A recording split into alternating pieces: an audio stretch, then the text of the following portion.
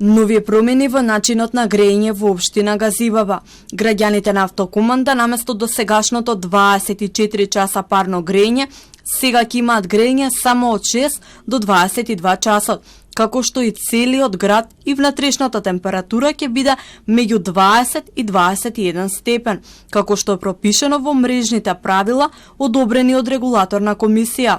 Оваа одлука ги изреволтира граѓаните, кои масовно излегоа на протест во Автокоманда, за да го искажат својот револт.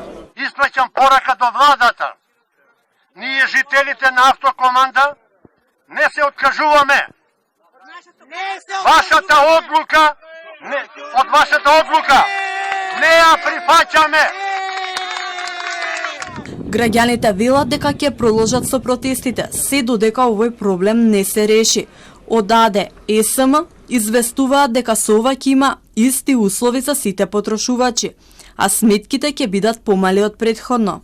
По воведената промена сметките во Автокоманда нема да се покачуваат како што се појавија шпекулации, а сметките на училиштата, градинките, деловните објекти и други институции ќе се намалат до 45%. Причината за воведените промени е тоа што ЕСМ Енергетика ќе ги стави надвор од употреба старите парни котли кои немаат техничка можност за дневно гасење и затоа грејењето беше испорачувано 24 часа со енормна потрошувачка на газ.